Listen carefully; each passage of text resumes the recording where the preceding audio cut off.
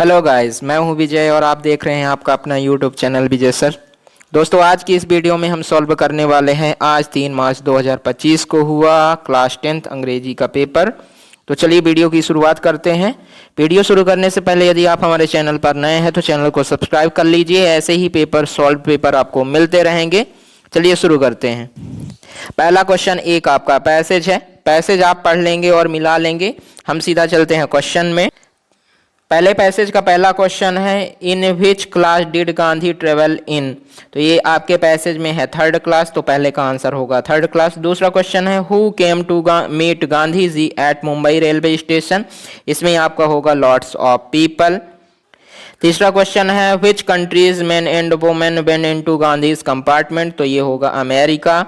चौथा क्वेश्चन है, give the opposite word of poor. Poor यानी गरीब, तो गरीब का अपोजिट होगा अमीर यानी rich. Give the synonym of word simple. Simple यानी सरल, और सरल का सिनोनिम पूछ रहा है, आप एंटोनिम मत लगाइएगा, ये हो जाएगा इजी।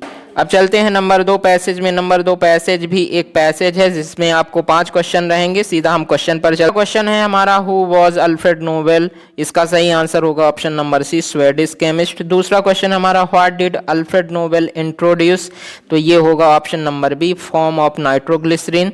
तीसरा क्वेश्चन है हमारा, when did the Bank of Sweden introduce a Nobel Prize in Economics। तो ये होगा 1969। फोर्थ नंबर क्वेश्चन है, why did Alfred Nobel leave 32 lakh in his will। तो इसमें आपका जो रहेगा, इसमें आपका ऑप्शन जो रहेगा, ये ऑप्शन नंबर डी लगाइएगा। आप ऑप्शन नंबर ए मत लगाइएगा क्योंकि उसमें फिजिक्स लिखा है, लेकिन आगे चल के केमिस्ट्री, लिटरेचर, पीस ये सब लिखा है, तो इसका जो ऑप्शन नंबर डी होगा ये सही होगा। और दूसरे पैसेज का 5वां यानी अंतिम क्वेश्चन है, who was the first women to win the Nobel prize. तो ये होगा हमारा मैरी क्यूरी। अब चलते हैं हम क्वेश्चन नंबर 3 में। क्वेश्चन नंबर 3 में आपका आया हुआ है एक एप्लीकेशन लिखने का। आप हैं मंथन या Mahi, studying in government high school Bajrang Nagar Indore. Write an application to your principal requesting him to issue you your school leaving certificate. School leaving certificate के लिए आपको प्राचार्य को एक आवेदन पत्र लिखना है। जो आपकी स्कूल रहेगी वो रहेगी government higher secondary school Bajrang Nagar Indore. और आप या तो बॉयज़ हैं तो मंथन लिखेंगे और गर्ल हैं तो माही लिखेंगे। इसके अथवा में जो दिया हुआ है write a letter to your friend, invite him to attend your birthday party. तो आप अपने फ्रेंड को बर्थडे पार्टी के लिए एक आमंत्रण पत्र लिखना है। तो आपको, आई होप आपने ऊपर वाला किया होगा, जो कि काफ़ी सरल है। अब चलते हैं क्वेश्चन नंबर 4 में। क्वेश्चन नंबर 4 में आपको एक पैसेज दिया हुआ है और इस पैसेज में आपको एक नोट्स बनाना है और टाइटल देना है।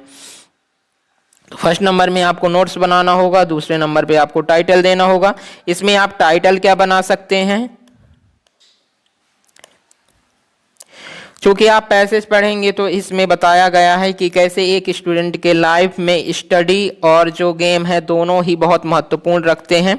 टाइटल बना सकते हैं balancing sports and study both, या फिर आप बता सकते हैं both study and sports are importance in student life, या तो फिर comparison between sports and study. तो इस प्रकार से इसका जो मेन जो आपका कीवर्ड है, इसमें स्टडी और स्पोर्ट्स दोनों हैं, दोनों का महत्व बता रहा है। तो आप बता सकते हैं 3-4 प्रकार से इसके टाइटल बन सकते हैं। आप बता सकते हैं importance of study and sports both in student life. तो आपको दोनों को बताना है, इस प्रकार से आपका टाइटल रहेगा। क्वेश्चन नंबर 5 में आपको क्वेश्चन नंबर 5 में आपको एक विजुअल इनपुट दिया गया है, यानी कि आपको एक पिक्चर गाइडेड कंपोजिशन करनी है, जो हमने कल रात के वीडियो में देखा था। इसमें बताया था मैंने कि आप 5-6 सेंटेंस आप रट लीजिए, उन सेंटेंसों से आप बना सकते हैं। तो ये चूंकि आप पिछले वर्ष का आया हुआ है, ये पहले भी ऐसा था। यहाँ पे आपको हेडिंग में स्कूल वगैरह डाल देना है और इस प्रकार से आपको कम से कम 75 शब्द लिखने हैं, जो कि 3 मार्क्स का रहेगा। 6 नंबर क्वेश्चन है, right an essay in about 150 word on any one of following topic. आप किसी एक टॉपिक पर इसमें आपको ऐसे लिखना है। आप इसमें जब ऐसे लिखेंगे तो आप पॉइंटिंग बना सकते हैं, चूंकि इसमें पैराग्राफ नहीं बोला है। पैराग्राफ यहाँ नीचे बोला है, right paragraph in about 150 words. On importance of yoga, तो इस पे आप पैराग्राफ लिखेंगे, लेकिन इनमें आप क्या बना सकते हैं, इसमें आप पॉइंट बना बना के लिख सकते हैं। जो कि इम्पोर्टेंस ऑफ गेम मैंने बताया था, ये कई बार 2-3 साल से पूछा जा रहा है, तो इसको आप फर्स्ट प्रेफरेंस में रखिएगा। उसके बाद माई हॉबी भी मैंने बताया था, और साइंस इन डेली लाइफ भी बताइएगा। Save trees, importance of trees जैसा ही है, तो आपको ये भी कर सकते थे, एनी फेस्टिवल। तो सारे ही जो दिए गए आपको पॉइंट है वो काफी सरल हैं। आई होप आपने अच्छे से किया होगा। चलते हैं सेक्शन नंबर सी के क्वेश्चन नंबर 7 में, जिसमें आपको डुअल डायरेक्टेड करना है। यानी 5 आपको करने हैं, आप चाहें तो 7 में 7 कर सकते हैं। तो पहला क्वेश्चन हम देखते हैं। पहला क्वेश्चन है हमारा क्षितिज प्लेज क्रिकेट, और इसको आपको चेंज करना है पास्ट इंडेफिनिट टेंस में। तो यहाँ पे देखिए आप क्षितिज प्लेज, प्लेज यानी प्रेजेंट इंडेफिनिट है, और इसे हमको बनाना है पास्ट इंडेफिनिट। तो आपको कुछ नहीं करना है, इसकी जगह आपको क्या लिखना है, इसकी जगह आपको लिखना है वर्ब की सेकेंड फॉर्म यानी प्लेड। तो ये बन जाएगा क्षितिज प्लेड क्रिकेट, और पहला डुअल डायरेक्टेड आपका सॉल्व हुआ। दूसरा है आपका Ram killed Ravan change the voice. तो आप वॉइस को बनाते समय आप जानते हैं कि पहले आप टेंस जान लें, तो ये है पास्ट इंडेफिनिट टेंस, और ऑब्जेक्ट को सब्जेक्ट बनाइए, तो ये बनेगा रावण। और उसके बाद इसमें हेल्पिंग वर्ब या तो वॉज लगाएंगे या वर, तो रावण अकेला, तो वॉज सिंगुलर है। और उसके बाद आपको वर्ब की थर्ड फॉर्म और सेकेंड फॉर्म एक ही होती है, किल्ड। तो यहाँ पे हो गया किल्ड, और फिर आप वाय लगा के और लास्ट में आप क्या लिखेंगे, राम लिखेंगे। तो इस प्रकार से ये जो आपका बनेगा Ravan was killed by Ram. आते हैं क्वेश्चन नंबर 3 में। इसमें आपको रीअरेंज करना है। रीअरेंज करने के लिए मैं आपको बताया था, कल एक वीडियो इस पर बनाया हुआ था जब डुअल डायरेक्टेड सॉल्व हुआ था, कि सबसे पहले आपको क्या लिखना होता है, सब्जेक्ट। तो सब्जेक्ट क्या है, इसमें दे है। उसके बाद आपको हेल्पिंग वर्ब चाहिए, तो हेल्पिंग वर्ब हैव है। तीसरा आपको मेन वर्ब चाहिए, बॉट हुआ। चौथा आपको ये आर्टिकल, और उसके बाद एडजेक्टिव, और उसके बाद ये नाउन। तो ये बना हमारा क्या, they have bought a new car. इस प्रकार से हमारा तीसरा भी सॉल्व हुआ। चौथे में चलते हैं हम। चौथा है talk properly, I shall beat you. यहाँ पे 2 सेंटेंस दिया हुआ है, combine the sentence using otherwise. Otherwise का मतलब होता अन्यथा। तो यहाँ पे आपको कुछ नहीं करना है, फर्स्ट सेंटेंस लिखिए, और उसके बाद आपको बीच में लिखना है अदरवाइज, और फिर आपको ये वाला सेंटेंस यहाँ ले जाके लिख देना है। तो ये बनेगा talk properly otherwise I shall beat you. इस प्रकार से आपका चौथा भी सॉल्व हुआ।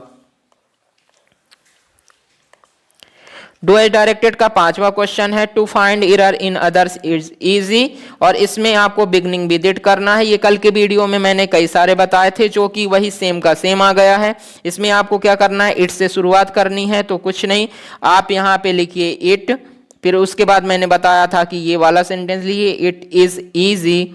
तो ये हो जाएगा इट इज ईजी। और उसके बाद इसके बाद क्या लिखना है, यहाँ से लेके शुरू से लेके और यहाँ तक लिखिए, और लास्ट में फुल स्टॉप लगाइए। तो ये बन जाएगा it is easy to find error in others. और इस प्रकार से आपका 5वां भी सॉल्व हुआ। अब चलते हैं 6वें में। 6वां है Shiva cooked food change into negative sentence. आपको नेगेटिव बनाना है, और देखिए पहले सबसे पहले आपको सेंटेंस पहचानना पड़ेगा। तो ये है वर्ब की सेकेंड फॉर्म ईडी, और ईडी फॉर्म से पता चलता है ये पास्ट टेंस है। पास्ट को नेगेटिव बनाने के लिए आपको क्या चाहिए, आपको चाहिए डिड नॉट। तो ये होगा शिवा, फिर आप लिखिए डिड नॉट, और उसके बाद डिड लगाने के कारण ये जो वर्ब है वो हमारी चली जाएगी फर्स्ट फॉर्म में। तो ये कुक्ड की जगह हो जाएगा कुक, और उसके बाद आपको लिखना है फूड। तो ये बन गया, लास्ट में फुल स्टॉप लगाइए, Shiva did not cook food. इस प्रकार से आपका ये बन गया है। अब चलते हैं 7वां आखिरी जो डुअल डायरेक्टेड है, the box is very heavy I can not lift it. इसे आपको जोड़ना है सो दैट से। सो दैट मैंने बताया था बहुत ही सरल है, आप इसकी वेरी की जगह सो लगाइए, और ये जो फुल स्टॉप है इसकी जगह दैट लगाइए, उसके बाद आपका बन जाएगा। तो ये क्या बनेगा, ये बनेगा आपका the box is show heavy. उसके बाद हैवी के बाद आप दैट लगाइए फुल स्टॉप की जगह, और फिर दूसरा सेंटेंस एज इट इज लिख दीजिए, I can not lift it. और इस प्रकार से आपके सातों के सातों डुअल डायरेक्टेड हमने सॉल्व कर लिए, जो कि बहुत अच्छे थे। आई होप आपसे सबसे बन गए होंगे। अब चलते हैं क्वेश्चन नंबर 8। क्वेश्चन नंबर 8 में आपका फिल इन द ब्लैंक है, जिनमें से आपको 5 करने हैं। 5 एक नंबर का एक रहेगा। तो पहला है हमारा माई अंकल इज और लिखा MLA। मैंने बताया था कि M को आपको पढ़ना है। M का पहला अक्षर A है, इसलिए हमारा जो आएगा आर्टिकल वो N आएगा, तो ये बनेगा my uncle is an MLA। दूसरा है यू सिट हियर, यहाँ पे आपको परमिशन देना है और परमिशन के लिए आप मे का इस्तेमाल करते हैं, आपको बताया था, तो ये बनेगा यू मे सिट हियर। दूसरा भी सॉल्व ही हुआ हमारा। तीसरा जो है हमारा डॉग सेल्डम बाइट। मैंने आपको पढ़ाया है कि अगर शुरुआत में आपको वर्ब भरनी हो तो वर्ब की ING फॉर्म आएगी, चूंकि हमें नाउन चाहिए होता है और वर्ब की ING फॉर्म जीरेंड यानी नाउन का काम करती है, तो ये बनेगा बार्किंग डॉग सेल्डम बाइट। चौथा क्वेश्चन है हेमा हैज बीन डांसिंग। ये देखिए हैज बीन ING फॉर्म ये होती है प्रेजेंट परफेक्ट में, और प्रेजेंट परफेक्ट में या तो फॉर आता है या सिंस आता है, फ्रॉम नहीं आता है। चूंकि यहाँ पे मॉर्निंग लिखा हुआ है इसलिए सिंस आएगा। पांचवा है हमारा द सर्वेंट डिडेंट मेक।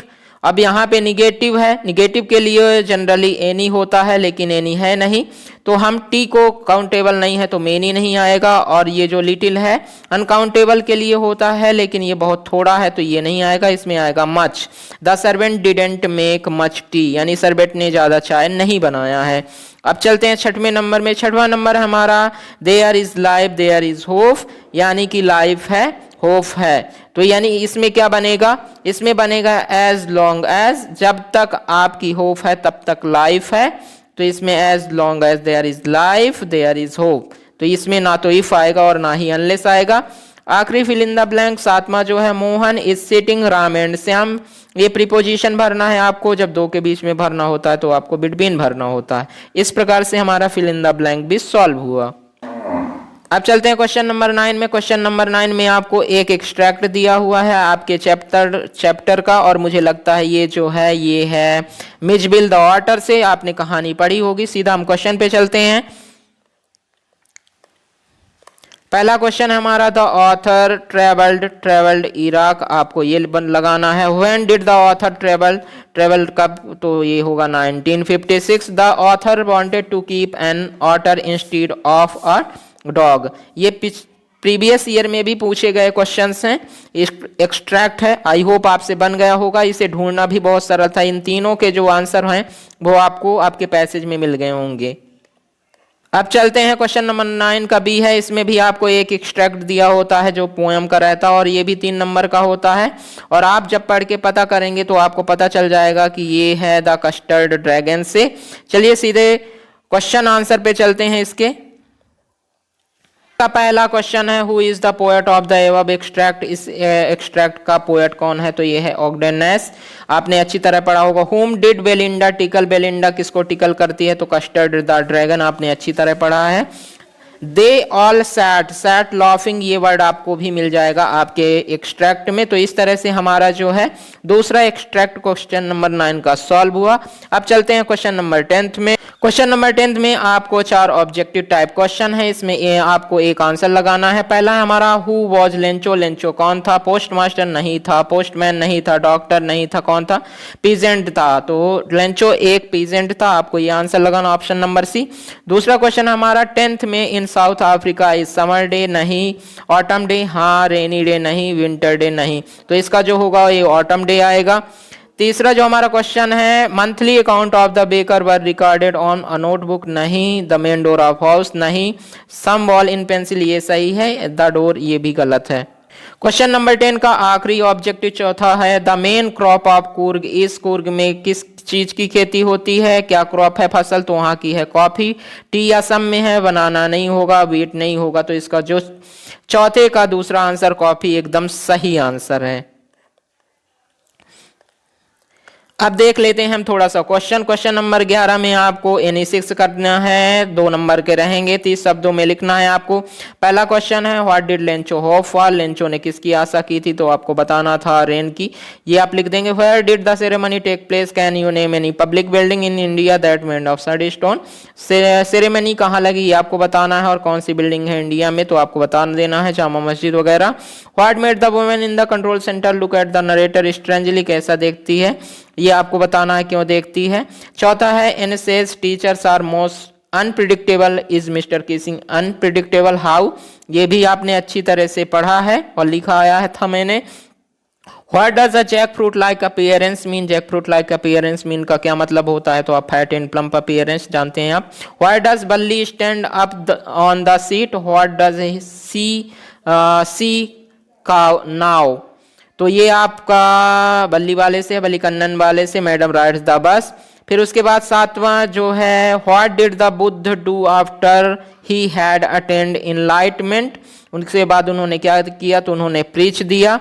और आठवां है आपका what compelled the young seagull to take his first flight. इस तरह से 11th में जो पूछे गए क्वेश्चन है बहुत ही रिपीटेड क्वेश्चन और सरल क्वेश्चन थे। आई होप आपसे बन गए होंगे। अब चलते हैं क्वेश्चन नंबर 12 में। क्वेश्चन नंबर 12 में आपको 30 वर्ड्स में लिखने हैं, कोई दो नंबर के रहेंगे। पहला क्वेश्चन, why does Mrs Pumphrey think that dog's recovery is a triumph of surgery, ये रिपीटेड क्वेश्चन है, बार बार आता है। दूसरा, who was Fowler, why did he want to meet Ausable, ये आपका ऑसिबल वाले से है, मैक्स वगैरह जिसमें था उसमें। और तीसरा, why was the invisible man wandering in the street, यानी कि जो इनविजिबल मैन था वो रास्तों में क्यों भटक रहा था, ये आपको बताना है।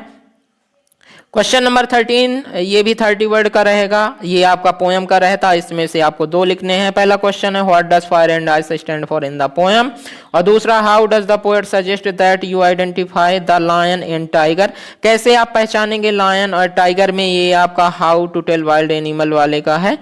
और when can you do so according to him, ये क्वेश्चन हुआ। और तीसरा है आपका is Amanda an orphan, why does she say सो, ये भी रिपीटेड क्वेश्चन है, बहुत बार पूछा गया। आई होप पहला और तीसरा बहुत ही सरल है, आपने किया होगा।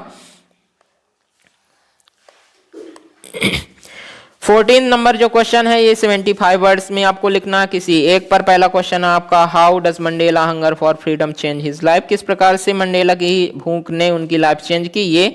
और दूसरा, why does Lomov think he should get married, Lomov क्यों सोचता है कि उसे शादी क्यों कर लेनी चाहिए, इसमें से किसी एक पर आपको लिखना था।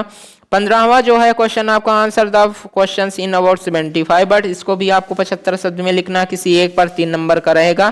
पहला है write the central idea of the poem how to tell wild animal, इस पर आपको लिखना है, नहीं तो आपको दूसरा है what does the young boy से टू एन ग्रेगरी, ये आपका फॉर एन ग्रेगरी वाले पोएम से है, आपको वहां से लिखना है इसको, तो ये भी ठीक था।